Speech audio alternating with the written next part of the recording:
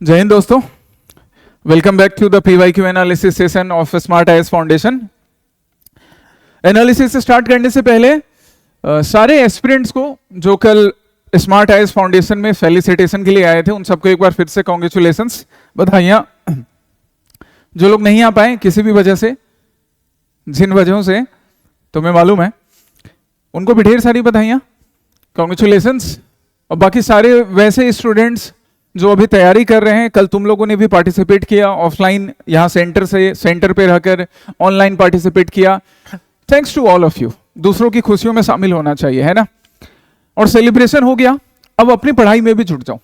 जिन्हें अगली बार एग्जामिनेशन देना है ना, अपनी पढ़ाई में जुट जाओ, क्योंकि अगर हमेशा सेलिब्रेशन मनाते रह गए तो फिर अगली बार तुम्हारे लिए कौन सेलिब्रेट करेगा। कोई फैमिली फ्रेंड और फलाना चिलाना लोग नहीं आएंगे। अपना सपना है तो उसका प्रोटेक्शन खुद करो और पढ़ाई में जुट जाओ, टाइम नहीं बर्बाद करो, ठीक है। आज के PYQ एनालिसिस सेशन में हम लोग हिस्ट्री के, आर्ट एंड कल्चर के, ज्योग्राफी के डिफरेंट सेक्शन के क्वेश्चंस डिस्कस करेंगे। Let's start it. Consider the following statements. पहला स्टेटमेंट जो है, इसको आप इंडिया के एंशिएंट हिस्ट्री से, इंडिया के अर्ली मिडिएवल हिस्ट्री से या कल्चरल पार्ट से कनेक्ट कर सकते हो, ठीक। क्योंकि जिस प्लेस का मेंशन है ना, वो प्लेस यूनेस्को के वर्ल्ड हेरिटेज साइट में इंक्लूड होता है। वर्ल्ड हेरिटेज लिस्ट में, वर्ल्ड हेरिटेज साइट में यूनेस्को के इंक्लूडेड है। सो फर्स्ट स्टेटमेंट है, consider the following statements about Mahanavami Dibba और मासिव प्लेटफॉर्म। एक महानवमी दिब्बा के बारे में क्वेश्चन पूछा जा रहा है, जो कि एक मासिव प्लेटफॉर्म को रिप्रेजेंट कर रहा है। आइए, महानवमी दिब्बा समझेंगे हम लोग, क्या है ये महानवमी दिब्बा। एक मैसिव प्लेटफॉर्म, यहां पे एक हिंट भी दे ही दिया है, तो इस हिंट का यूज करेंगे। It is situated on the highest points in the city of Vijayanagar. Vijayanagar empire की बात हो रही है। Virupaksha temple is located on it, कि इसी महानवमी दिब्बा पे जो एक मासिव प्लेटफॉर्म है, एक विरूपाक्ष टेम्पल भी लोकेटेड है। इनमें से कौन से स्टेटमेंट सही है नहीं है वो मालूम करना है। और ये जो क्वेश्चन है ना, यहां वाला, ये सिमिलर है। दोनों क्वेश्चंस अलग अलग एग्जामिनेशंस में है। ये जो क्वेश्चन है, ये यूपीएससी में पूछा गया है recently, this year. UPSC CAPF 2024 में पूछा गया है। एंड ये जो क्वेश्चन है, ये भी यूपीएससी एनडीए का एग्जामिनेशन कंडक्ट करवाता है, उसमें पूछा था यूपीएससी ने, काफी पहले पूछा था। ये तो 2024 का है, ये पहले का क्वेश्चन है, ये वाला अर्लियर है। पास्ट क्वेश्चंस PYQ बुला सकते हो, बट क्वेश्चन सिमिलर है, इसलिए मैंने सिमिलरिटी ढूंढी कि देखो PYQ का यूज क्या होता है। ये क्वेश्चन सपोज 2 साल पहले पूछा गया, 4 साल पहले पूछा गया, 10 साल पहले पूछा गया। यहां भी पूछ रहे, consider the following statements about Mahanavami Dibba. Dibba पढ़ना है, कन्नड़ वर्ड है, डिब्बा नहीं है, मिठाई का डब्बा नहीं है। तो अगर आपने PYQ तभी बनाकर गए होगे तो ये क्वेश्चन तो एकदम करेक्ट बन जाता तुम्हारा। इसलिए आज अगर PYQ एनालिसिस अच्छे से कर रहे हो तो upcoming UPSC, upcoming APSC, upcoming Bihar, upcoming Arunachal PCS, जो भी एग्जामिनेशंस दे रहे हो, CAPF दे रहे हो, CDS दे रहे हो, वहां पे तुम्हें हेल्प मिलेगा। That is the benefit of previous year questions. यहां भी देखो क्या लिखा था, it was the name of A giant box of sweets distributed at the Mahanavami festival. कि ये मिठाई का बड़ा सा डब्बा होता था। नहीं जी, ऐसा नहीं है, मिठाई का डब्बा नहीं है ये, है ना। ये डब्बा नहीं है, जो हम लोग बोलते हैं ना कि मिठाई का डब्बा नहीं, हमें नहीं मिला, आज सरस्वती पूजा है मिठाई का डब्बा मिलेगा, दिवाली है मिठाई का डब्बा मिलेगा। ये डिब्बा नहीं है, ये दिब्बा है, कन्नड़ वर्ड है, जिसका मतलब होता है एक रेज्ड माउंड, रेज्ड प्लेटफॉर्म, जो इस टाइप से बना होगा, रेक्टेंगुलर होगा, ऐसे भी बना हो सकता है, ठीक है, इस टाइप से बना हो सकता है। रेज्ड प्लेटफॉर्म, ऐसे उठा हुआ, रेज्ड मासिव प्लेटफॉर्म, बड़ा सा दिब्बा। माउंड भी बुला सकते हैं आप इंग्लिश में, दिब्बा को रेज्ड प्लेटफॉर्म बुला सकते हैं। सो ये स्टेटमेंट गलत है। It was the name of A massive platform with a base covered with relief carvings. This statement is true. और फिर जब इस क्वेश्चन का PYQ एनालिसिस करेंगे तो ये वाला क्वेश्चन 2024 का खुद ही बन जा रहा है, ठीक है। आ जाइए PYQ एनालिसिस अब करें इसका हम लोग, महानवमी दिब्बा का। So Mahanavami Dibba, obviously yes, it is related to Vijayanagara empire, Hampi में लोकेटेड है। एंड दैट्स व्हाई मैं क्या बोल रहा था, यूनेस्को वर्ल्ड हेरिटेज की बात कर रहा था। हम्पी किसका कैपिटल है, हम्पी, और कहां पर है प्रेजेंट में, कैपिटल ऑफ विच एम्पायर? बताओ जरा, टाइम मिल गया तुमको बताने का, एक कितना सेकंड चाहिए? 10 सेकंड। विजयनगर एम्पायर का कैपिटल है ना, विजयनगर। विजयनगर, कौन थे फाउंडर विजयनगर एम्पायर के? फाउंडर दो भाई, हरिहर एंड बुका। हरिहर एंड बुका कौन सी डायनेस्टी से? तो यहां पे डिफरेंट डायनेस्टी की बात है, इनकी डायनेस्टी थी संगम डायनेस्टी। संगम डायनेस्टी के दो भाई हरिहर एंड बुका, इन्होंने विजयनगर एम्पायर का फाउंडेशन किया। विजयनगर एम्पायर कौन सी रिवर के बैंक पे? ये भी याद रखो, ऑन द बैंक ऑफ, ये जो हम्पी है इनका capital, it is on the bank of river Tungabhadra. Krishna Kaveri से कंफ्यूज ना होना तुम लोग कि कृष्णा रिवर के बैंक पर है, कावेरी रिवर के बैंक पर है, the popular river in southern part of India, वो नहीं। अलग अलग डायनेस्टीज भी आएंगे। अभी मैंने एक लिखा है कि फाउंडर्स जो थे हरिहर एंड बुका, ये संगम डायनेस्टी से हैं। तो क्या इसके अलावा और भी डायनेस्टीज हैं? हाँ, और भी डायनेस्टी है। फर्स्ट डायनेस्टी संगम, जिससे विजयनगर एम्पायर के फाउंडर हैं Saluva, Suluva, Tuluva and the last Aravidu dynasty. Tuluva dynasty से the most popular Krishnadeva Raya आएंगे, देखेंगे हम उनके बारे में, थोड़ा पढ़ेंगे अभी। ये 4 डायनेस्टीज हैं इस ऑर्डर में, याद रखिएगा। ये फर्स्ट है, सेकंड है, टुलुवा थर्ड है, अराविडु फोर्थ है। जिस महानवमी दिबा की बात कर रहे हैं, महानवमी दिबा जो है, महानवमी दिबा राजा कृष्णदेव राय ने बनाया। टुलुवा डायनेस्टी के राजा कृष्णदेव राय, he is considered as the greatest ruler of early medieval period India. He is considered as the greatest ruler of India, ये भी कह सकते हो, one of the greatest ruler of India, and he is considered no doubt the greatest ruler of Vijayanagar empire. यहां पे तो इनके बराबर कोई नहीं है विजयनगर एम्पायर में, greatest ruler of Vijayanagar empire. Dynasty कौन सी? वंश कौन सा? टुलुवा। जो हमारे कृष्णदेव राय हैं, इनको एक और नाम से जाना जाता था, AKA आंध्र भोज, आंध्र पितामह। रिस्पेक्टेड टाइटल दिया जाता है इस तरह से, आंध्र भोज, आंध्र पितामह, ये याद रखिए। तो इन्होंने उदयगिरी पर, अभी तेलुगु रीजन में पड़ता है उदयगिरी रीजन, उदयगिरी पे अपने विक्ट्री के सेलिब्रेशन में महानवमी दिबा का कंस्ट्रक्शन किया था। एक रेज्ड प्लेटफॉर्म, मतलब एक ऐसा हाई प्लेटफॉर्म होगा सिटी में, one of the highest peak इसको बुला सकते हैं, one of the highest, not necessarily कि ये सबसे हाईएस्ट होगा या इससे सब नीचे ही होंगे, one of the highest raised platform in the city, raised platform, जिसका यूज महानवमी लिखा हुआ है। महानवमी का फेस्टिवल कब मनाते हैं? तो दशहरे में आएगा, माँ दुर्गा आशीर्वाद देंगे, दशहरा मनाएंगे, जिस रोज श्री राम ने रावण का वध करके सत्य की विजय प्राप्त की थी असत्य पे, राइट। तो महानवमी दिबा इस तरह से रिलेटेड है। राजा क्या करते थे इस टाइम में? अपने गोल्डन थ्रोन पे या अपने सिंहासन पे, अब सिंहासन तो गोल्ड का बना हुआ हो ही सकता है, राजा थे इतने बड़े राजा कृष्णदेव राय, तो अपने सिंहासन पे बैठते थे और रेज्ड प्लेटफॉर्म पे बैठे हैं, सबसे ऊंचे पर बैठे हैं। अब यहां बैठकर यहां पर कृष्णदेव राय जो हैं, के फॉर किंग, के फॉर कृष्णदेव राय, ये शहर में जब अब दशहरे का प्रोसेशन निकल रहा है, चाहे वो दुर्गा माँ के स्टैचू के साथ निकले या राम और जो लक्ष्मण थे, पवन पुत्र हनुमान थे, बाकी लोगों के प्रोसेशन के साथ निकले, वो राजा वहां से बैठकर उन प्रोसेशंस को ऑब्जर्व करते थे, देखते थे, विटनेस करते थे, पेट्रोनाइज करते थे। So this was the purpose of Mahanavami दिबा। इसको दशहरा दिबा के नाम से भी बुलाते हैं, दशहरा दिबा और दशहरा दिबा के नाम से। दशहरा कन्नड़ लैंग्वेज में वैसे बुलाते हैं, आप इसको दशहरा भी बुला सकते हो, सही में। सो हमें अब महानवमी दिबा का पर्पस क्लियर हो गया, किस राजा ने बनवाया था ये क्लियर हो गया, कौन सी डायनेस्टी के थे, उनको क्या बुलाया जाता था, ये सब मालूम कर लिया हमने।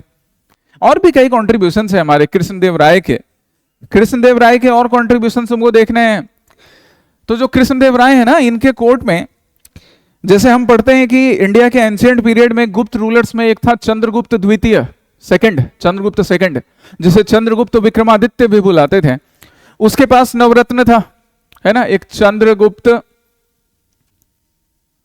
चंद्रगुप्त सेकंड और Vikramaditya, he had Navratna in court. ऐसा ही नवरत्न का मेंशन हमें फिर अकबर के टाइम में मिलता है, मुगल रूलर अकबर। तो जो हमारे कृष्णदेव राय हैं ना गाइज, कृष्णदेव राय के कोर्ट में अष्ट दिग्गज होते थे, अष्ट दिग्गज। ये भी इसी नवरत्न की तरह हैं। यहां पे 9 लोग हैं, यहां पे 8 लोग हैं। 8 लर्न्ड पीपल, एमिनेंट पीपल, जिन्होंने अपने अपने फील्ड में महारत हासिल कर रखी हो, किसी को टेक्स्ट में, किसी को पोएट्री में, कोई म्यूजिक में, कोई इंटेलिजेंस में, विट में। इसी अष्ट दिग्गज में से एक हैं तेनालीरामन, जिनकी चतुराई, जिनकी समझदारी की कई कहानियां हैं। तुमने टीवी पे कई शोज में भी देखा होगा, दादी नानी की कहानियों में भी सुनते थे, मोरल साइंस की बुक में भी बचपन में पढ़ते थे। तो this much you need to remember about him. और फिर नेक्स्ट क्वेश्चन में कभी मिलेंगे तो हम कृष्णदेव राय जी के बारे में पढ़ेंगे। और एक बात याद रखिए कि इसी महानवमी दिबा के पास, जो हम्पी में है, हम्पी इनका कैपिटल है, दैट वी हैव डिस्कस्ड, एक स्टेप्ड वाटर टैंक भी है जिसको हम पुष्करनी बोलते हैं। एक्चुअली देखिए पुष्करनी क्या होता है, पुष्करनी तो सपोज यहां टेंपल है या कोई भी रिलीजियस स्ट्रक्चर है, उसके पास ना एक ऐसे कुंड बनाया जाता था, कुंड जिसमें स्टेप्स होते थे बने, स्टेप्ड वाटर टैंक आप इसको इंग्लिश में बुला सकते हो। ऐसा कुछ सिमिलर स्ट्रक्चर बाव या बावली बनाने का काम राजस्थान गुजरात के राजा भी करते थे। वाटर कंजर्वेशन भी हो जा रहा है, वाटर हार्वेस्टिंग भी हो जा रहा है, और वहां से पानी लेकर फिर मंदिर में पूजा भी कर सकते हैं, वहां पे अपना बाकी काम कर सकते हैं, शुद्ध हो सकते हैं। उसी को पुष्करनी बुलाया जाता है, stepped water tank, stepped water tank. ये भी इसके पास ही है, महानवमी दिबा के पास है। मतलब महानवमी दिबा के ऊपर नहीं है, ऊपर तो नहीं बन सकता ना, पास में बन सकता है। यहां पे पुष्करनी बन गया और यहां पास में कहीं टेंपल होगा। ओके, चलिए, सो हमारा महानवमी दिबा तो क्लियर हो गया। दूसरा स्टेटमेंट किसके बारे में था? विरूपाक्ष टेंपल के बारे में। तो क्वेश्चन को ना केयरफुल्ली पढ़ना है। क्वेश्चन में यहां क्या लिखा है कि first thing it is situated on one of the highest points in the city of Vijayanagar. तो ये तो बिल्कुल सही है, पर्पस भी समझ में आ गया महानवमी दिबा का। मिठाई का डब्बा तो बिल्कुल नहीं है, right. Virupaksha temple is located on it, नहीं, ऑन इट नहीं, इसके ऊपर विरूपाक्ष टेंपल कैसे लोकेटेड होगा? Virupaksha temple is located near by it, that can be true, that is actually true. इसके ऊपर नहीं है, पास में है ना। सो सेकंड स्टेटमेंट गलत है, हमारा आंसर हमें मिल चुका है। क्या होगा आंसर? ए। विरूपाक्ष टेंपल के बारे में जानिए। विरूपाक्ष जो है, तो विरूपाक्ष जो विजयनगर एम्पायर के हमारे रूलर्स हैं, विजयनगर एम्पायर के रूलर्स विरूपाक्ष को, भगवान विरूपाक्ष को, एक हिंदू गॉड विरूपाक्ष को अपना कुल देवता मानते थे। उनको डेडिकेटेड इन्होंने पैट्रन गॉड, कुल देवता बुला सकते हो आप, उनको डेडिकेटेड इन्होंने फेमस टेंपल बनाया, विरूपाक्ष टेंपल, यही अपने कैपिटल हम्पी में, राइट। जो ये टेंपल है, ये टेंपल मैथमेटिकल कंस्ट्रक्शंस को यूज करके बनाया गया है और very nice structure. You can see the images over internet Virupaksha temple का। एक्चुअली सिर्फ विरूपाक्ष टेंपल नहीं, इंडिया के जितने भी टेंपल्स होते थे, जब हम टेंपल आर्किटेक्चर पढ़ते हैं तो वहां देखते हैं कि ये टेंपल्स एक तरफ तो रिलीजियस बिलीफ भी दिखाते थे, साथ ही साथ उस टाइम की बेस्ट इंजीनियरिंग प्रैक्टिसेस जो कि मैथमेटिकल कैलकुलेशंस करके बनेंगी, इसलिए मैंने थोड़ा इसे बोल्ड कर दिया, वो भी शोकेस करता था कि साइंस और टेक्नोलॉजी, इंजीनियरिंग तभी भी बेस्ट थी। सिर्फ ऐसा नहीं है कि ब्रिटिश के आने के बाद हुई है। And obviously Virupaksha temple Hampi में है, तो जो group of monuments Hampi UNESCO world heritage site का पार्ट है on the bank of river Tungabhadra, उसमें भी काउंट किया जाता है। विरूपाक्ष टेंपल बनाने वाले कौन थे? तो विरूपाक्ष टेंपल लखन दंडेस नाम के एक नायक ने बनवाया था। अब नायक जो है ना, नायक इज नॉट एग्जैक्टली द राजा, क्योंकि राजा तो इस टाइम में है देवराय सेकंड। बड़ी बड़ी यूनिक बात है यहाँ पे, बहुत यूनिक बात है। यूनिक क्या है कि विरूपाक्ष टेंपल बनाने वाले हैं बाई लखन नायक। अब ये जो नायक हैं, नायक एक टाइप के चीफ है। अनिल कुमार साहब की मूवी देखे, अनिल कपूर साहब के, कुमार नहीं, नायक, हीरो। तो ये जो नायक होते थे ना, ये एक टाइप के हीरो होते थे एक्चुअली। आओ देखो यहां, तुम्हें नायक सिस्टम बताते हैं, अमारम नायकम system.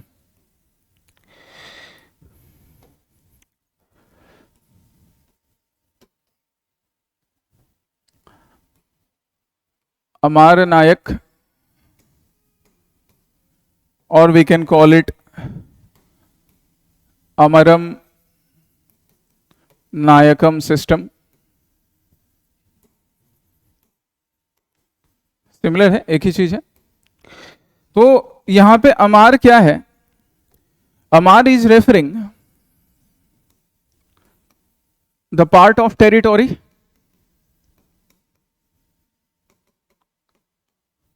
a region, a piece of land। और नायक क्या होगा? तो नायक होगा वहां का hero, the chief of that Amaram, that territory. तो राजा ने क्या किया? राजा ने बोला कि देखो, एक टेरिटोरी ये हो गई, एक टेरिटोरी हम्पी हो गया, हम्पी के पास के रीजन्स हो गए, गुलबर्ग हो गया, बाकी पास के रीजन्स हो गए, जैसे उदयगिरी जीत लिया। तो आज से उदयगिरी क्या किया गया? एक चीफ को दे दिया राजा ने, बोला आज से तुम इस रीजन के नायक हो गए और उदयगिरी हो गया तुम्हारा अमरम रीजन।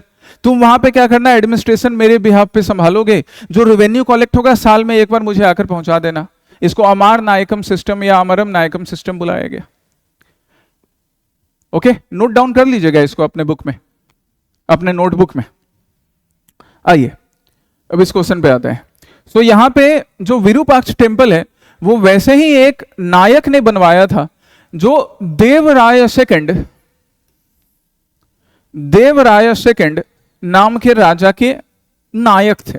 ये देवराय जो है हमारे बाई लखन नायक, पूरा नाम यहां पे लखन दंडेश है, लखन नायक। नायकम सिस्टम अब आपको समझ में आ चुका है। अंडर रूलर कौन है? राजा कौन है? देवराय सेकंड। कौन सी डायनेस्टी? वो भी याद रखो, फर्स्ट डायनेस्टी। फर्स्ट डायनेस्टी कौन सी थी विजयनगर एम्पायर में? संगम डायनेस्टी। इन्होंने ही, इन राजा के अंदर जो नायक थे लखन दंडेश नायक, इन्होंने विरूपाक्ष टेम्पल का कंस्ट्रक्शन करवाया था। हो गया हमारा काम, क्वेश्चन भी बन गया हमारा, और हमें मालूम भी पड़ गया कि हमें विजयनगर एम्पायर से रिलेटेड इस क्वेश्चन से क्या क्या सीखना था। Come to next question. हाँ, ये नेक्स्ट क्वेश्चन में तुम्हें अहोम दिख रहे हैं, अहोम रूलर्स, और ये क्वेश्चन यूपीएससी सीएपीएफ ने पूछा है, तो काफी बढ़िया क्वेश्चन है। इंडिया के डिफरेंट रीजन से रिलेटेड रीजनल हिस्ट्री, जैसे अभी भी जो हम लोग क्वेश्चन कर रहे हैं वो रीजनल हिस्ट्री ही था ना विजयनगर का। इंडिया के कन्नड़ तेलुगु रीजन पे रीजन करने वाले रूलर्स, यहाँ इंडिया के नॉर्थ ईस्टर्न पार्ट असम में रूल करने वाले अहोम रूलर्स, उनसे रिलेटेड क्वेश्चन यूपीएससी अपने सीएपीएफ में पूछ रहा है, और अभी पूछ रहा है, इस साल पूछ रहा है। तो सोचो कितना इंपॉर्टेंट है अपकमिंग एपीएससी के लिए, कितनी इंपॉर्टेंस हो गई इसकी, राइट? देखिए क्या है, which of the following statements about the economy of Assam in the medieval period. Economy of Assam से रिलेटेड है, इस क्वेश्चन से भी हम लोग काफी सीख सकते हैं। ओके, चलो देखो, इस क्वेश्चन से हम लोग काफी कुछ सीखेंगे। पहला स्टेटमेंट क्या है? अहोम्स कास्ट एक्सेलेंट मैचलॉक्स, देखेंगे अभी हम किसको मैचलॉक्स बुला रहे हैं, and made first rate gun powder and artillery pieces. Statement पढ़ के इतना तो आइडिया लग रहा है कि यहाँ पे अहोम रूलर्स जो थे, अहोम रूलर्स के मिलिट्री प्रोवेस के बारे में, अहोम रूलर्स के मिलिट्री पावर के बारे में, मिलिट्री स्ट्रेंथ के बारे में बताया जा रहा है कि मैचलॉक टाइप की जो गन होती थी या कैनन्स, जब लार्ज मैचलॉक बनाएंगे, वैसे जनरली स्मॉल मैचलॉक्स होते थे, लार्ज कैनन्स के फॉर्म में भी यूज कर सकते हैं, और साथ ही साथ फाइन ग्रेड गन पाउडर और आर्टिलरी पीसेस का डेवलपमेंट अहोम रूलर्स के टाइम में था। नो डाउट करेक्ट स्टेटमेंट है, तो तुम्हारा पहला स्टेटमेंट तो करेक्ट हो चुका है। इट मीन्स आंसर में ये तो नहीं होगा, है ना? एक स्टेटमेंट पढ़ो, ऑप्शंस देखो, देखो कभी गलती नहीं करोगे। सेकंड क्या है? Assam adopted new crafts of brass casting. कहां पे यूज किया जाता है ब्रास का? बताना, जब मैं आंसर बताऊं उससे पहले तुम बताओ कमेंट करके। And making granulated sugar, granulated sugar taste किए हो, खाए हो? सबने खाया होगा। खांड बुलाते हैं उसको, खंड, खांड, कांड नहीं, सुंदर कांड का कांड अलग है और एक खांड है, खंड है। This was also being use. अभी देखोगे इमेज तो समझ में आ जाएगा। एंड सौर्थेबारी और हौर्थेबारी विलेज इन कामरूप, अभी एग्जैक्टली ये कामरूप में नहीं पड़ेगा, अभी इसकी डिस्ट्रिक्ट चेंज हो गई है। In which district is Hourthebari right now? बताओ। आसाम का चप्पा चप्पा मालूम होना चाहिए अगर एपीएससी की तैयारी कर रहे हैं तो, क्योंकि तुम एपीएससी की तैयारी कर रहे हो ना, तुम बीपीएससी की तैयारी कर रहे हो, अरुणाचल प्रदेश की तैयारी कर रहे हो, तो असम, बिहार, अरुणाचल, मेघालय, गुजरात, तमिलनाडु, अगर आप स्टेट पीसीस की तैयारी कर रहे हैं या इन स्टेट से निकलकर यूपीएससी इंटरव्यू देने जा रहे हैं, तो अपने घर में बच्चा जिस तरह से आंगन का चप्पा चप्पा जानता है ना, स्टेट के बारे में एक एक चीज जान लो। देखो कैसे नहीं इंटरव्यू निकलेगा, एग्जामिनेशन कैसे नहीं निकलेगा। Okay. Hourthebari village in Kamrup was known for its skill in metal casting. ठीक है, आ जाइए तीनों स्टेटमेंट देखते हैं एक एक करके। पहला यह है मैचलॉक को दिखाते हुए, दिस इज मैचलॉक। ये दोनों क्या है? मैचलॉक्स के एग्जाम्पल हैं। मैचलॉक्स में ना हमको मैच की जरूरत पड़ती थी, मैच बॉक्स की। यहां पे ये थ्रेड दिख रहा है, तुम्हें थ्रेड दिख रहा है, ये जैसे कैनन्स देखे हो, जो पहले के टाइम के कैनन्स होते थे। मेरी ड्राइंग कैनन्स देखो, तो यहां कैनन्स पे ऐसे नहीं एक थ्रेड निकला होता था जिसमें ऑयल लगा है, और यहां पे क्या किया गया, यहां पे आग लगाया गया। It was lit by fire, और फिर वो यहां तक पहुंचा, गोला यहां से निकल के सामने वाले को भेद कर आ जाता था। तो कुछ इसी तरह ये मैचलॉक वाला गन भी वर्क करता था। यहां पे ये थ्रेड लगा हुआ है जिसका मैं बड़ा रिप्रेजेंटेशन वहां दे रहा हूं। यहां पे पहले तुमने माचिस से आग लगाई, इसको लिट किया, और यहां से अब गोली फिर सामने फायर। मैचलॉक्स बुलाते थे। थोड़ा लेंदी और थोड़ा कॉम्प्लेक्स है, दैट्स वाई ये जो मैचलॉक्स है धीरे धीरे इनसे एडवांस्ड गन आने लगी, क्योंकि पहले सामने दुश्मन के सामने ऐसे बंदूक करेंगे, फिर माचिस से आग लगाएंगे, और अगर दुश्मन की जो आर्टिलरी है वो ज्यादा एडवांस्ड है तो फिर नुकसान होगा ना। But this was once upon a time that was being used. Cannons जो पुराने जमाने के कैनन्स होते थे इसी तरह वर्क करते थे, फिर धीरे धीरे एडवांस्ड होने लगा। तो फर्स्ट स्टेटमेंट तो करेक्ट है, और मैचलॉक्स कैसे होते हैं वो भी मालूम पड़ गया हमें। Come to the next. खांड की बात कर रहे थे, तो अब तो देखकर समझ में आ रहा है ना खांड क्या है। देसी शुगर, अनरिफाइंड शुगर, इसलिए मैंने तुम्हारे लिए हाईलाइट कर दिया है।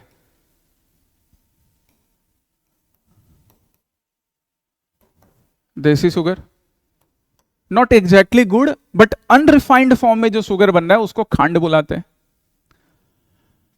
Unrefined form. And as it is most commonly use not only in India but other in middle eastern cooking as well. आजकल मार्केट में क्या है, हम लोग रिफाइंड फॉर्म में वो जो व्हाइट कलर का शुगर ज्यादा यूज करते हैं, इसके वजह से शुगर की बीमारी, डायबिटीज की बीमारी काफी इंक्रीज हो रही है, वेट गेन हो रहा है लोगों का, कई और टाइप के डिजीजेज हो रहे हैं। बट ये खांड आप अनरिफाइंड फॉर्म का शुगर यूज करोगे तो इसके बाकी बेनिफिट्स तो हैं ही, जो यहां मैंने मेंशन करके रखे हैं तुम्हारे लिए। वो बेनिफिट्स के साथ साथ आपको नुकसान भी कम होगा। बेनिफिट्स तो ज्यादा मिलेंगे और जो शुगर से होने वाला नुकसान है वो नुकसान भी कम होगा। आओ देखो क्या क्या बेनिफिट्स है खांड के। ये शुगर क्रिस्टल्स के फॉर्म में होता है, वो तो दिख ही रहा है। And pay attention to hair, यहां जहां एरो किया हुआ है, क्या एरो किया हुआ है कि इसमें जो ग्लाइकेमिक इंडेक्स होता है वो काफी लो होता है, और अगर किसी प्रोडक्ट में ग्लाइकेमिक इंडेक्स लो है तो उस प्रोडक्ट को कंज्यूम करने से आपको डायबिटीज होने के चांसेस, शुगर नाम की बीमारी होने के चांसेस, चीनी से होने वाली बीमारी होने के चांसेस कम होते हैं। लो ग्लाइकेमिक इंडेक्स, एरो वहां पे बना रखा है मैंने तुम्हारे लिए। तो ऐसे फूड कंज्यूम करने से लेस चांसेस ऑफ डायबिटीज। हालांकि लिमिटेड अमाउंट में इसे भी कंज्यूम करें। अब किसी भी चीज हो, दूध हेल्दी माना जाता है, बट अगर आप दूध भी ज्यादा पी रहे हो, आपके बॉडी में लैक्टोज बैक्टीरिया नहीं है, लैक्टो इंटॉलरेंट बॉडी बन रही है, फ्रूट्स भी खाना अच्छी बात है, बट इतना फ्रूट्स खा लिया कि पेट में कब्ज हो गया, बट इसलिए एक्सेस तो नहीं सही है। सो लो ग्लाइकेमिक फूड खाने से डायबिटीज के चांसेस कम हो जाते हैं, काफी कम हो जाते हैं। तो चाय पीने में या कुछ मीठा खाने में अगर हम खांड यूज कर रहे हैं तो फायदा है हमारे लिए रिफाइंड शुगर के कंपैरिजन में। दैट्स व्हाई मार्केट में आजकल काफी कॉस्टली मिलता है, मार्केटिंग करके बेचा जा रहा है। और एक और चीज है कि इसकी अपनी डाइजेस्टिव प्रॉपर्टी भी होती है। जो सारी चीजें घर में दादी नानी मम्मियों के नुस्खे में थी वो चीजें अच्छी तो होंगी ही, उनका तो डाइजेस्टिव होना बनता ही है ना।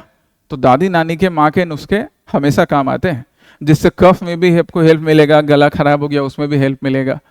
सो दिस वॉज खंड, this was being used. Yes, correct. Second भी करेक्ट।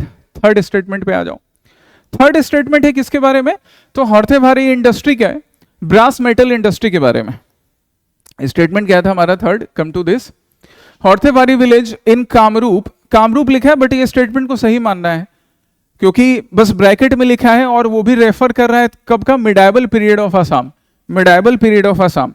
तो जब आसाम मिडाइवल पीरियड में था तब तो ये नए नए डिस्ट्रिक्ट्स नहीं बने थे ना, तो हम उसको बुला सकते हैं कि कामरूप का वो रूरल एरिया था, अब तो एरिया भी नहीं रहा। So that's why this statement is correct. Confuse नहीं होना कि अरे सर अभी तो हॉर्थेवारी कामरूप में या कामरूप मेट्रोपॉलिटन रीजन में, कामरूप सिटी में नहीं पड़ रहा है, किसी और डिस्ट्रिक्ट में पड़ रहा है, वैसा कंफ्यूज नहीं होना है। मिडाइवल पीरियड का रेफरेंस दे रहा है।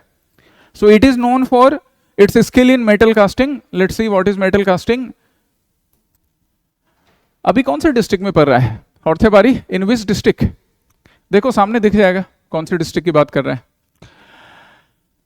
ब्रास मेटल इंडस्ट्री के लिए जाना जाता है। ब्रास मेटल इंडस्ट्री जिसका एक पॉपुलर यूज होता है खराई बनाने में और बाकी दूसरे यूटेंसिल्स बनाने में, ठीक है। आसाम के कल्चर को, आसाम के ट्रेडिशन को रिप्रेजेंट कर रहा है। But look at this arrow. अब एक थ्रेट भी है, एक चैलेंज भी है।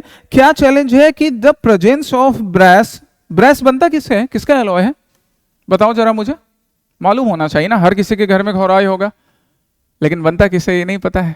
हाँ,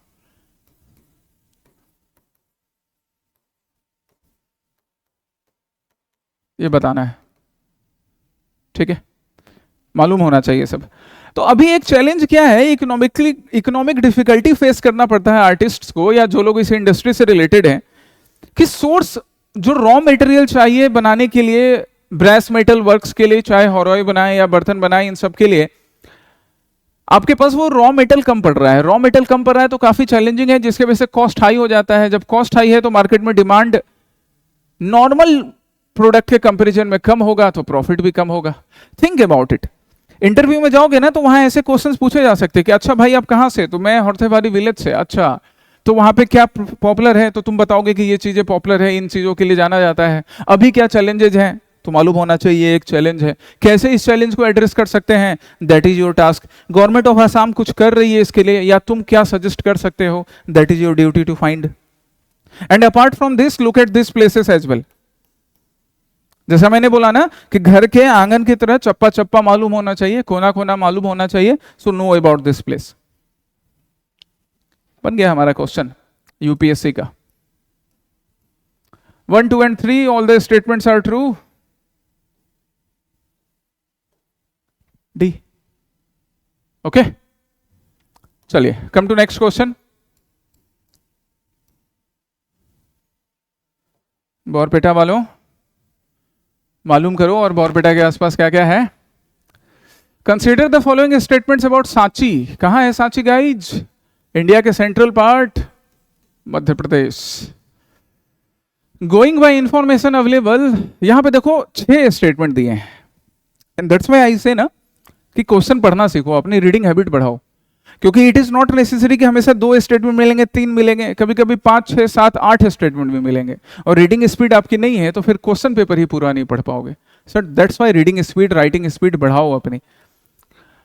6 स्टेटमेंट है, एक एक करके सारे स्टेटमेंट को देखते हैं। Going by information available from the inscriptions on the railing of the stupa, Sanchi Stupa, Sanchi Stupa के बारे में बात कर रहे हैं। The construction of part of one of its gateway was financed by the Guild of Ivory Workers. अब देखो कॉमन सेंस लगा के भी एग्जामिनेशन में हम क्वेश्चंस बनाएंगे।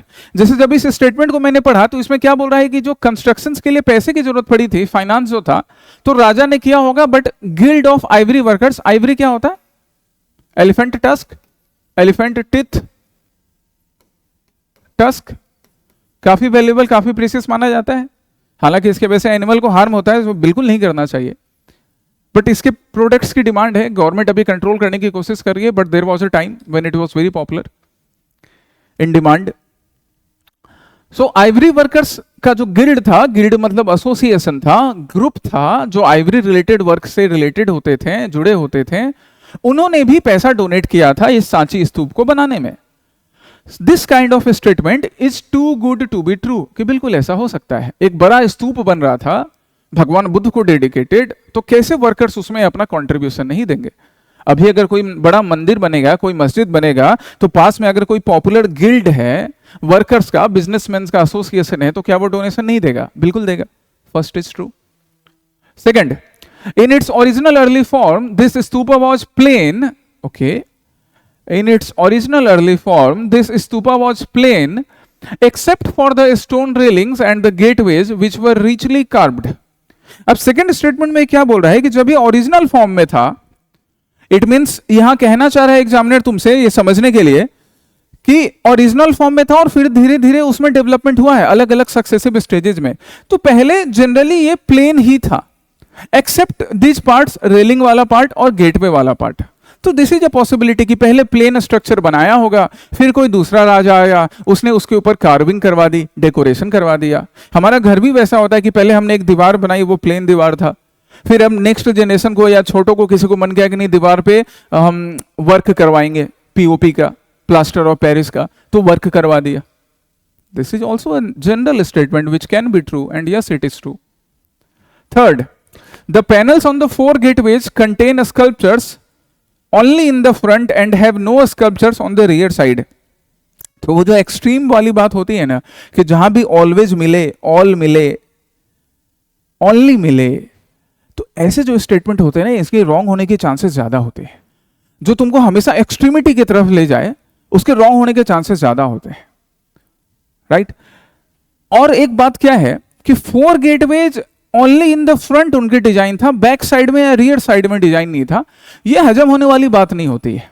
पहले कंस्ट्रक्शन जब करवाए जाते थे, गेटवे का कंस्ट्रक्शन, या अभी भी किसी मंदिर में जाओ, किसी फेमस चर्च में जाओ, तो डिजाइन जो होते हैं ना, वो अगर फर्स्ट सामने वाला गेटवे है तो वहां पर भी होगा, उसके फ्रंट साइड पर भी होगा, रियर साइड पे भी होगा। क्योंकि जब आप मंदिर से बाहर निकलोगे तो भी इस साइड को देख रहे हो, मंदिर एंटर कर रहे हो तो फ्रंट साइड को भी देख रहे हो, पीछे वाले गेट में भी डिजाइन जो हिस्टोरिकली बने हुए होते हैं।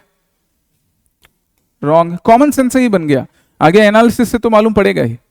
Fourth, in 1918 the stupa was discovered, all of its 4 gates were intact but the mound was in poor condition। 1918 में जब इसकी डिस्कवरी हुई तो सारे 4 गेट एकदम बढ़िया थे। 1918 20th सेंचुरी की बात कर रहे हैं। इससे पहले इंडिया में मिलिट्री इन्वेजन हुआ, डिस्ट्रक्शन भी हुआ कुछ रूलर्स के अंदर, तो इसकी गारंटी नहीं मिलती है कि चारों गेट अच्छे होंगे। और ऑप्शंस देखोगे तो भी समझ में आ जाएगा कि फोर्थ ऑप्शन करेक्ट नहीं है। Art historians have established clear connection between the sculptures of the stupa with events declared in जातक टेल्स। जातक टेल्स क्या है? बुद्ध के पास्ट लाइफ से रिलेटेड स्टोरीज, लाइफ या लाइव्स कह लो। आगे जाके बिलीव हुआ कि बुद्ध ने कई बार जन्म लिया था अलग अलग फॉर्म में, स्टोरीज, इसी को जातक टेल्स कहते हैं, जातक कहानियां। Yes, these are mentioned, ये mentioned है। War scene have also been depicted on these sculptures, ये भी ट्रू है। ये भी ट्रू कैसे हैं? जब जाओगे देखने के लिए सांची स्तूप, अभी मैं तुम्हें इमेज दिखाता हूं, ये देखो सांची स्तूप का इमेज है। ये डिफरेंट, यहाँ पे बहुत सारे स्तूप हैं, ये 3 लार्जेस्ट स्तूप है ना, दिस वन, यहाँ डिजाइन आप देख रहे हो, this one and this one. इसके अलावा बाकी और भी कई स्तूपाज हैं यहाँ पे, ये 3 मेजर हैं। तो इनमें डिफरेंट एनिमल्स तो बने हैं, राजा से रिलेटेड बातें लिखी हैं, और वॉर सीन भी रिप्रेजेंट किया गया है। इवन ये भी मेंशन किया गया है कि जब बुद्ध की डेथ हुई थी तो स्तूप का पर्पस क्या होता है। स्तूप का एक मेन पर्पस यहाँ पे हमने देखा, जो अशोक ने पॉपुलर करवाया था। अशोक ने पॉपुलर करवाया था, अशोक से पहले भी स्तूप आज एग्जिस्ट करते थे बट उतने पॉपुलर नहीं थे, है ना। इवन वैदिक पीरियड में भी कहीं कहीं स्तूप का मेंशन है बट उतना पॉपुलर नहीं था। अशोक ने कहा जाता है कि 80,000 से ज्यादा, 80,000 से ज्यादा स्तूप बनवाया, जो काफी पॉपुलर हुआ।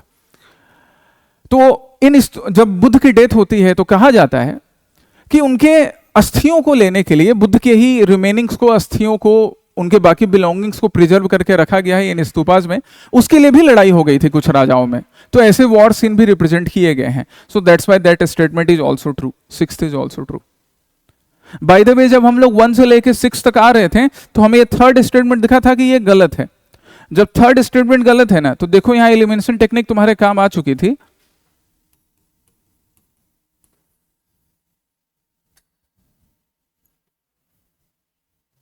वन टू 5 एंड 6 बन गया। इट मीन्स कि 1918 में भी इसके सारे दरवाजे, सारे जो गेट थे वो सही नहीं थे। यही हमने अभी सोचा था कि बीच में इन्वेजन हुआ, क्या ऐसा हो सकता है कि सब कुछ एकदम इंटैक्ट था चारों गेट? कॉमन सेंस से भी क्वेश्चंस बनता है, और नहीं कॉमन सेंस तो अब तो यहाँ पे आज डिस्कशन कर ही लिया, आज के बाद से याद रखेंगे। सांची स्तूप मध्य प्रदेश में है, डू नॉट कंफ्यूज कि ये मध्य प्रदेश के भोपाल में है, भोपाल में नहीं है गाइज, भोपाल से कुछ किलोमीटर दूर मध्य प्रदेश के एक दूसरे डिस्ट्रिक्ट रायसेन डिस्ट्रिक्ट में है। भोपाल को किस वजह से जानते हैं बताओ जरा मुझे? भोपाल इज फेमस फॉर, ये तुम बताओगे? भोपाल में नहीं है, ये रायसेन डिस्ट्रिक्ट में Sanchi Stupa. Yes, this is also a part of UNESCO world heritage site since a very long time, 1989। तुम में से कहीं का जन्म भी नहीं हुआ होगा, तब से बना हुआ है। तुम्हारा क्या, हमारा भी नहीं हुआ था।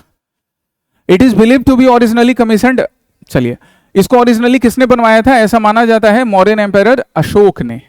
ओरिजिनली अशोक ने बनवाया था। अशोक के बाद फिर कई डायनेस्टीज ने यहाँ पे कंट्रीब्यूशन दिया। सातवाहन डायनेस्टी का मेंशन है कि सातवाहन रूलर्स जो थे इन्होंने भी कंट्रीब्यूट किया। गुप्त रूलर जो थे इन्होंने भी कंट्रीब्यूट किया। इवन कनिष्क जो बाहर से आता है कुषाण डायनेस्टी का, वो भी कंट्रीब्यूट करता है। So that's why started by Ashok, but yes, patronized and it was refined, it was made popular by later rulers as well. इन सब रूलर्स का कंट्रीब्यूशन है, इन सब रूलर्स का है। और अशोक ने जब बनवाना शुरू किया था, तो अशोक ने जब बनवाना शुरू किया है, अशोक ने, इन सारे रूलर्स का भी नाम लिख लो, इन सारे डायनेस्टीज का। अशोक ने जब बनाना शुरू किया है तो अशोक ने पहले ब्रिक्स का यूज करके बनवाया था, ईंट का यूज करके। बाद में फिर इसमें स्टोन्स का यूज किया गया और अलग अलग चीजें ऐड की गई उसमें, कुछ और भी स्तूप बने।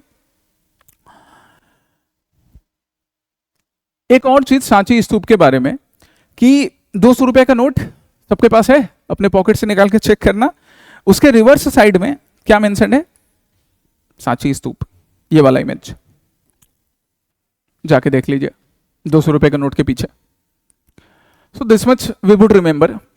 अब बात कर रहे थे स्तूप के, तो स्तूप आर्किटेक्चर भी समझ लो, आज तुम्हारा ये भी फायदा हो जाएगा स्तूप आर्किटेक्चर का। स्तूप आर्किटेक्चर में अब ये हो गया सेंट्रल पार्ट। अंडा जो होता है, अंडा, ए फॉर अंडा, संडे हो या मंडे रोज खाए अंडे, नहीं रोज नहीं खाने का है। तो अंडे को बीच से काट दो तो ये ऊपर वाला पार्ट सिमिलर नहीं दिख रहा है, इसको हटा दो, ये ऐसे दिख रहा है आधा अंडा, इसलिए इसको अंड बुलाया जाता है, अंडा नहीं बुलाना। अंग्रेजों ने हमारे लैंग्वेज का बड़ा सत्यानाश किया है, क्या बुलाएंगे इसको? अंड, अंड। तो ये अंड हो गया, और इसके सेंटर में ही यहाँ पे बुद्ध के रेलिक्स प्रिजर्व किए जाएंगे, स्टोर किए जाएंगे। अब अंड के ऊपर चलते हैं, तो अंड के ऊपर यहाँ पे ये आपको रेलिंग्स दिख रहा है, छत के ऊपर, टेरेस के ऊपर, टॉप पर।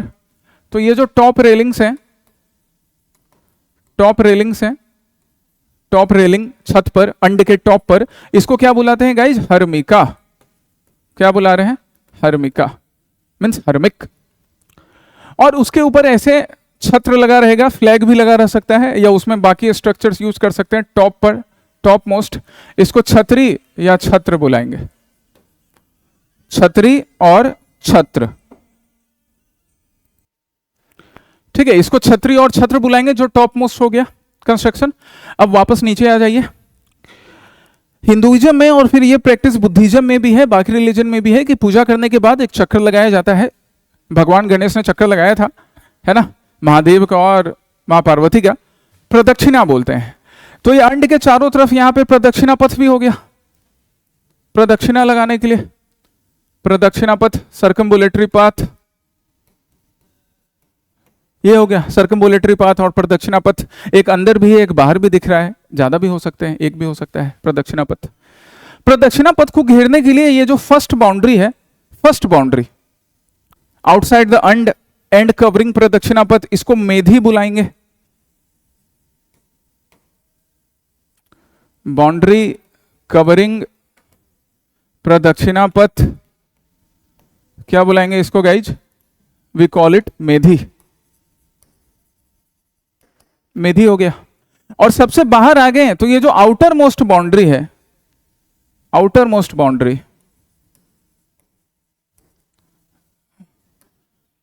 आउटर मोस्ट बाउंड्री, इसको बुलाएंगे वेदिका। आउटर मोस्ट रेलिंग वेदिका। और यहां पे जो ये जो गेट्स बने हुए हैं, एक गेट यहां है, एक गेट यहां है, एक गेट यहां है, एक गेट यहां है। अब वो एक हो सकता है, दो हो सकता है, तीन हो सकता है, चार हो सकता है, पांच हो सकता है, जितने नंबर हो। ये जो गेट्स हैं, इन गेट्स को हम क्या बुलाते हैं? प्रवेश द्वार। और एक स्पेसिफिक नेम इसके लिए यूज होता है। क्या नेम यूज होता है? तोरण। तोरण, ण यूज किया जाता है, ण, मूर्धन्य ण, तोरण। हो गया स्तूप आर्किटेक्चर कंप्लीट। नोट कर लो इसको, बना लो। फायदा हो गया पीवाईक्यू एनालिसिस से, तुम्हारा स्तूप आर्किटेक्चर कंप्लीट हो गया अभी एक क्वेश्चन में। Come to this question, which one of the following activities was not a part of the daily time table of for a king as prescribed in Arthashastra? Not लिखा है my dears, not. कौन सा राजा का daily part, daily time table में नहीं होता था? किसके अकॉर्डिंग? अर्थशास्त्र के अकॉर्डिंग। अर्थशास्त्र लिखने वाले कौन है? अर्थशास्त्र किनका बुक है, किनकी कंपोजिशन है? Book by, composition by Chanakya, जिनका ओरिजिनल नेम क्या है? Vishnugupta, original name. और एक पॉपुलर नेम क्या है चाणक्य के साथ साथ? कौटिल्य, तीक्ष्ण बुद्धि, तेज बुद्धि वाले। And most popular name Chanakya. कहां से? तक्षशिला विश्वविद्यालय से रिलेटेड। किसके गुरु? इंडिया के सबसे ग्रेटेस्ट डायनेस्टी, मौर्यन डायनेस्टी को एस्टेब्लिश करने वाले चंद्रगुप्त मौर्य के गुरु चाणक्य। अशोक के भी गुरु साथ में, बिंदुसार के भी, चाणक्य। तो इनकी जो कंपोजिशन है अर्थशास्त्र, एंड डू नॉट कंफ्यूज, ये सिर्फ इकोनॉमिक्स की बुक नहीं है। अर्थशास्त्र इज अबाउट, क्योंकि इकोनॉमिक्स को हिंदी में हम अर्थशास्त्र बुला सकते हैं, but is not just economics, it is about state administration, state craft, कि एक राजा अपना स्टेट, अपना राज्य कैसे चला सकता है, उसके बारे में हर एक डिटेल। क्योंकि चाणक्य गुरु थे ना, और गुरु अपने शिष्य के लिए हर कुछ करता है। पीवाईक्यू एनालिसिस करता है, तुम्हें क्लास में पढ़ाता है, ताकि तुम्हें जो कुछ चाहिए अपने सपनों को सच करने के लिए, अपना नाम बनाने के लिए, अपने माँ बाप, हमें अपने आप को गौरवान्वित फील करवाने के लिए, प्राउड फील करवाने के लिए, वही चाणक्य भी कर रहे थे यहाँ। तो हर एक चीज के बारे में उन्होंने बताया अर्थशास्त्र में। अब आ जाते हैं क्वेश्चन पे कि इनमें से कौन सी राजा की ड्यूटी नहीं थी एज पर अर्थशास्त्र?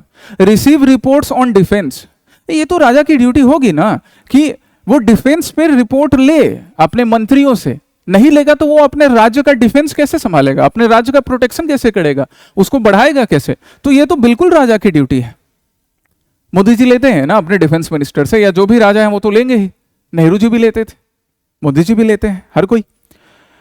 Visit the town in incognito, ये भी एक बड़ा इंपॉर्टेंट वर्क माना जाता था कि राजा इनकॉग्निटो मोड क्या होता है? इंटरनेट पे तुम लोग यूज करते होगे इनकॉग्निटो, कि हिस्ट्री नहीं रहे ब्राउजर पे, सिर्फ ब्राउजर पे हिस्ट्री नहीं रहती है ना, जो इंटरनेट सर्विस प्रोवाइडर है उसके पास हिस्ट्री रहती है, तो अनाप शनाप मत सर्च करना।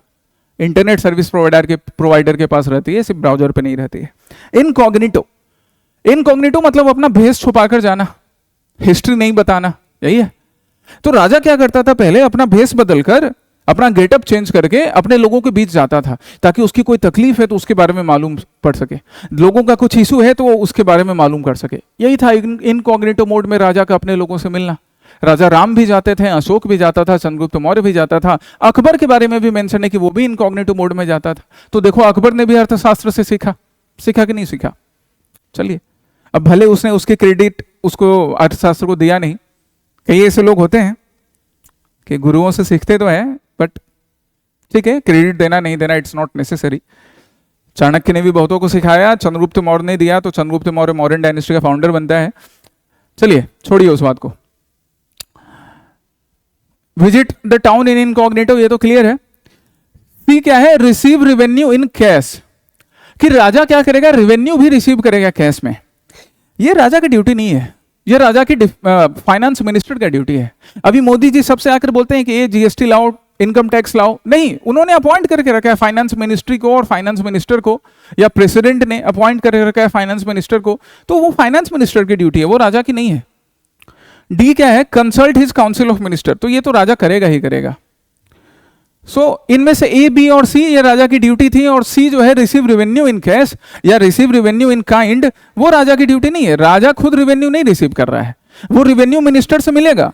काउंसिल ऑफ मिनिस्टर में एक रेवेन्यू मिनिस्टर भी होंगे, फाइनेंस मिनिस्टर, उनसे मिलेगा, बट खुद से ड्यूटी नहीं कलेक्ट कर रहा है। हमें नॉट ढूंढना था। आंसर क्या हुआ हमारा? सी, रिसीव रेवेन्यू इन कैश। बन गया कॉमन सेंस से समझकर। यही लगाना है तुम्हें, यही सीखना है गुरु से। One more question. चलिए, आज के पीवाईक्यू एनालिसिस में काफी डीपली हम लोग सब चीज को स्टडी कर रहे हैं, जितने भी क्वेश्चन है। हर पीवाईक्यू एनालिसिस में डीपली ये स्टडी करते हैं। इसमें आज आसाम हिस्ट्री हो गया, ज्योग्राफी हो गया, कल्चर हो गया, हिस्ट्री हो गया, सब इंक्लूडेड है। और देखो ये ज्योग्राफी से, ह्यूमन ज्योग्राफी से रिलेटेड क्वेश्चन, ताकि तुम्हारा हर सब्जेक्ट चलता रहे साथ में। Using the code below identify the type of farming. Farming का टाइप आइडेंटिफाई करना है, फार्मिंग का टाइप। तो ये कैरेक्टरिस्टिक्स पर के इनमें से कौन सी फार्मिंग का टाइप है वो मालूम करना है। Let's read them one by one, understand them one by one.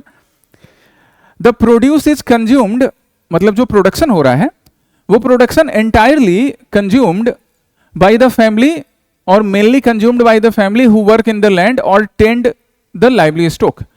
कि जो फैमिली वर्क कर रही है वो एंटायरली पूरा का पूरा खुद कंज्यूम कर जा रही है, खुद में खा ले रही है, या मेनली अपने ही खाने के लिए यूज करती है। ओके, ये इनमें से किस फार्मिंग में हो सकता है? पहला वाला फीचर, पहला फीचर सब्सिस्टेंस फार्मिंग से नहीं मिलता है, कि अपने सब्सिस्टेंस के लिए, अपने पालन पोषण के लिए, अपने खाने पीने के लिए। बोलते हैं ना कि सब्सिस्टेंस का एक सोर्स है, कि एक पर्टिकुलर रीजन है जहां पे मछलियां मिलती हैं रिवर के पास, तो वहां के लोगों का मेन सब्सिस्टेंस क्या होगा, इकोनॉमी का या जिंदा रहने का? मछली मारना। तो ये सब्सिस्टेंस फार्मिंग के फीचर देख रहे हैं, पहला वाला, हालांकि और भी देखेंगे। If a small surplus is produced, surplus मतलब थोड़ा ज्यादा हो जाना, लेकिन स्मॉल सरप्लस, कि अगर थोड़ा स्मॉल सरप्लस प्रोड्यूस हो रहा है, इट मे बी सोल्ड और बार्टर्ड, तो उसको या तो सेल कर दिया जाएगा या बार्टर्ड कर दिया जाएगा, एक्सचेंज कर लिया जाएगा किसी दूसरे प्रोडक्ट के लिए। ये भी सब्सिस्टेंस की ही तरफ इशारा कर रहा है। First, second, third, it is generally small scale and labour intensive with little और नो टेक्नोलॉजिकल इनपुट। तो जब प्रोडक्शन कम हो रहा है, जब लोग सिर्फ अपनी फैमिली के खाने पीने के लिए यूज कर रहे हैं, जब सरप्लस कम हो रहा है, तो इसका मतलब तो है ही कि टेक्नोलॉजिकल इनपुट कम है। Related to surplus, subsistence farming. तीनों स्टेटमेंट किस तरफ इशारा कर रहे हैं? तीनों स्टेटमेंट इशारा कर रहे हैं सब्सिस्टेंस फार्मिंग पे। बन गया आंसर। काफी बढ़िया सब्जेक्ट है ज्योग्राफी, अच्छे से पढ़ें, अच्छे से बनाएं, देखो कैसे नहीं क्वेश्चन बनता है, बन रहा है। समझना है तुम्हें चीजों को, रट्टा मारने के चक्कर में नहीं रहना है, हड़बड़ी में भी नहीं रहना है। हड़बड़ी में रहोगे तो चाहे वो ज्योग्राफी है, चाहे वो हिस्ट्री है, चाहे वो कोई और सब्जेक्ट हो, सब में दिक्कत होगी। समझो, टाइम दो, इट रिक्वायर्स टाइम, पेशेंस चाहिए। सिविल सर्विसेज या कोई भी एग्जाम, एक प्यून का एग्जामिनेशन भी मजाक नहीं है, और आप तो सिविल सर्विसेज देना चाह रहे हो, तो पेशेंस रखो, धीरज रखो, मिलती है सफलता। आंसर मिल चुका है हमें, है ना? सब्सिस्टेंस फार्मिंग, यहीं पे हम सब्सिस्टेंस फार्मिंग देख रहे थे कि सब्सिस्टेंस फार्मिंग जो होती है वो अपने सब्सिस्टेंस के लिए जनरली की जाती है, कि खुद ही खा जा रहे हैं, खुद ही का खाने से ज्यादा प्रोडक्शन ही हो रहा है, बहुत कम ही मार्केट के लिए यूज होता है, नॉट फॉर द मार्केट। और तो कहां पर होगा? जनरली लेस डेवलप्ड रीजन में या डेवलपिंग कंट्रीज में। इंडिया उनमें से एक है, या बाकी ट्रॉपिकल रीजन्स? इंडिया के भी कई रीजन में सब्सिस्टेंस फार्मिंग होती है, हर जगह नहीं पर कई रीजन में। जो पैच ऑफ लैंड होगा वो पैच ऑफ लैंड कम होगा, टेक्नोलॉजिकल एडवांसमेंट कम होगा, यूज ऑफ टेक्नोलॉजी लेस। तो जब यूज ऑफ टेक्नोलॉजी लेस है तो इन्वेस्टमेंट लेस। यही है सब्सिस्टेंस फार्मिंग। सब्सिस्टेंस फार्मिंग के अलावा बाकी और भी दिए हुए थे ना, extensive and intensive, extensive, extensive, intensive and commercial farming. ये तीनों भी समझ लो, तब पीवाईक्यू एनालिसिस कंप्लीट।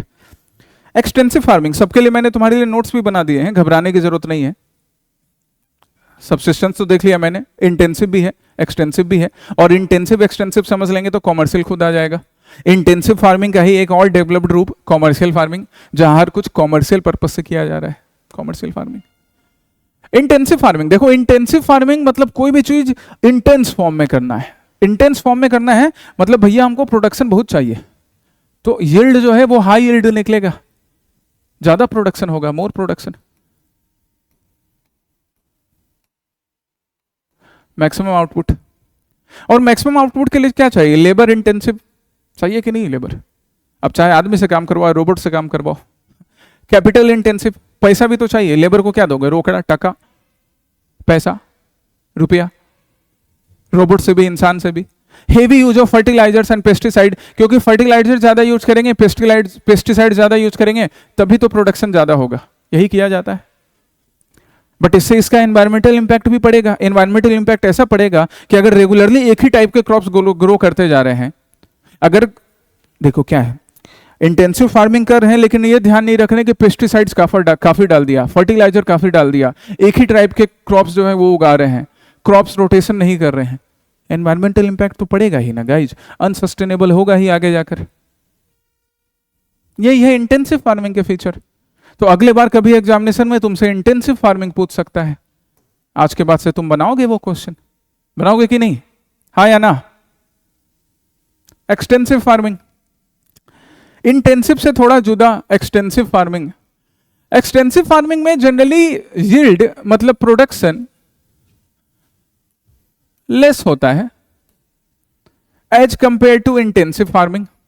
यहां पे सस्टेनेबिलिटी पे ज्यादा ध्यान दिया जाता है, सेल्फ सफिशिएंसी पे ज्यादा ध्यान दिया जाता है। मतलब जो जिसके बारे में गांधी जी बताते थे, जिस टाइप का सपना गांधी जी देखते थे, as compare to higher yield. तो जब सस्टेनेबिलिटी पे ज्यादा ध्यान दिया जा रहा है तो केमिकल्स का यूज कम होगा, फर्टिलाइजर्स का यूज कम होगा, पेस्टिसाइड्स का यूज कम होगा। लो लेबर इंटेंसिटी चाहिए होगी कि बड़ा लैंड है उसमें 100 मजदूर नहीं चाहिए, उसमें 10 लोग मिलकर ही काम कर लेंगे, थोड़ा टाइम ज्यादा लगेगा क्योंकि प्रोडक्शन तो हमको ज्यादा नहीं चाहिए, हमें सस्टेनेबिलिटी चाहिए, सेल्फ सफिशिएंसी चाहिए, सो लेबर इंटेंसिटी भी कम होगी। लैंड रिक्वायरमेंट ज्यादा होगा क्योंकि अगर छोटे ही लैंड पे करेंगे तो प्रोडक्शन ऑलरेडी स्लो है और स्लो हो जाएगा, that's why large land requirement. तो जनरली उस रीजन में किया जाएगा जहां पे लैंड भी काफी है, लोगों की नीड भी कम है, मार्केट भी कम है, दैट्स वाई मार्केट से थोड़ा दूर रहता है। ये देखिए डिस्टेंस फ्रॉम प्राइमरी मार्केट, इस पॉइंट पे भी ध्यान दीजिए। जहां पे पॉपुलेशन डेंसिटी लो रहती है, पॉपुलेशन डेंसिटी लो तो क्या हो गया कि लोग कम तो खाने वाले कम, और जब खाने वाले कम तो मार्केट भी ज्यादा नहीं होगा या मार्केट से दूर होगा वो प्लेस, लैंड बड़ा होगा, हो गया सेल्फ सफिशिएंसी, सस्टेनेबल। इसी को एक्सटेंसिव फार्मिंग बोलेंगे। साथ ही साथ एक फीचर यहां पे याद रखो क्या, कि एनिमल ग्रेजिंग भी होता है। लोग एनिमल ग्रेजिंग भी करते हैं कि एक तरफ घास लगा दिया या कुछ ऐसा फसल लगाया जो जानवरों के चरने के भी काम आ रहा है, क्योंकि इनको हर घास हर तिनका मार्केट में बेचना नहीं है, यील्ड जरूरी नहीं है, सेल्फ सफिशिएंसी जरूरी है। कि गांधी जी के रास्ते पे चलते हुए बकरी पालन भी कर रहे हैं, बकरी का दूध काफी हेल्दी माना जाता है, तो एनिमल ग्रेजिंग भी एक इसका कॉमन एस्पेक्ट हो गया। क्लियर? Extensive farming. और अब यही जो इंटेंसिव फार्मिंग देखे थे ना, इंटेंसिव फार्मिंग को प्रॉपर कॉमर्शियल पर्पस के लिए यूज किया जाए, when it is used purely for commercial gains with high yield plus animal husbandry भी यूज कर लो सॉरी, कॉमर्शियल फार्मिंग हो जाएगा। तो ऐसे ही फीचर दिखेंगे आपको कॉमर्शियल फार्मिंग में, इंटेंसिव फार्मिंग वाले। और ज्यादा यील्ड पे ध्यान देना, और ज्यादा प्रोडक्शन पे ध्यान देना। इंटेंसिव फार्मिंग से भी एक स्टेप ऊपर, इंटेंसिव फार्मिंग से भी एक स्टेप ऊपर, जहां से प्रोडक्शन पैसा पैसा पैसा चल रहा हो, कॉमर्शियल फार्मिंग, जहां वैसे क्रॉप्स उगाए जाएंगे जिनका कॉमर्शियल वैल्यू ज्यादा है। And last but not the list, ये क्वेश्चन तुम्हारे प्रैक्टिस करने के लिए है। आज मैंने तुम्हें अभी स्तूप आर्किटेक्चर समझाया है, स्तूप आर्किटेक्चर समझाया है, so this would be answered bye you. तुम मुझे आंसर करके बताओगे कमेंट सेक्शन में इस क्वेश्चन का। रीड द क्वेश्चन, पॉज करो स्क्रीन को, डॉक्यूमेंट डाउनलोड करो, बाकी जो मैंने पढ़ाया है उसको समझो, आंसर करके बताओ। That's it for today. Keep studying. Health का भी ध्यान रखो, take care of your health. And फिर हम लोग मिलते हैं नेक्स्ट PYQ एनालिसिस में, नेक्स्ट क्लासेस में। ऑल द बेस्ट, जय हिंद।